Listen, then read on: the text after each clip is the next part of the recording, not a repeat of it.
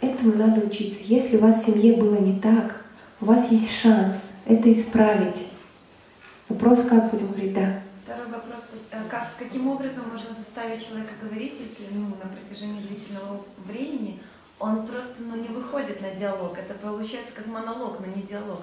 Ну вот смотрите, сейчас опять мы решаем два момента. Если еще не замужем, решается по одному. Если уже замужем, решается по-другому. Не замужем. Как у вас в семье себя вели? Разговаривали? Но я-то пытаюсь пойти на диалог, какой-то диалог заставить понять, почему так происходит. Но получается как монолог, с одной стороны, все, я вбился в стену. Ну, давайте еще так. Я вам скажу. Есть такая пословица. Спустилось в мир 10 мер речи. 9 из них забрали женщины. Одну меру весь остальной мир. Дети животные. Женщины так созданы, что они любят много говорить. В большинстве есть исключения. Ну, вообще они так задуманы, да. Кстати, в вашей притче, Юля, про мужа и жену, когда он обменял все. Да если бы мне муж так рассказал трепетно, что он меня на что, я уже упала, никогда его не била.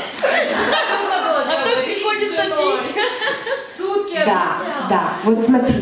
Мы должны учиться говорить чуть меньше, а они... Так, давайте тогда так. Что...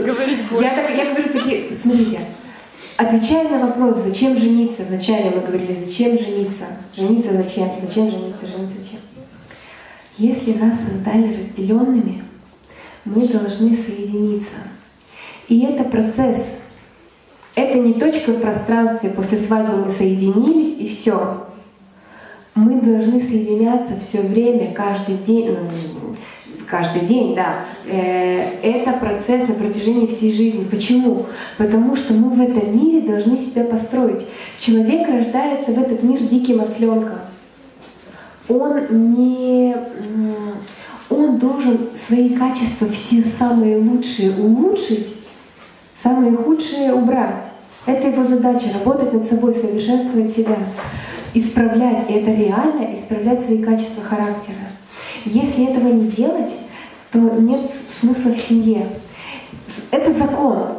Жена, девушка — это отражение мужа. Муж — отражение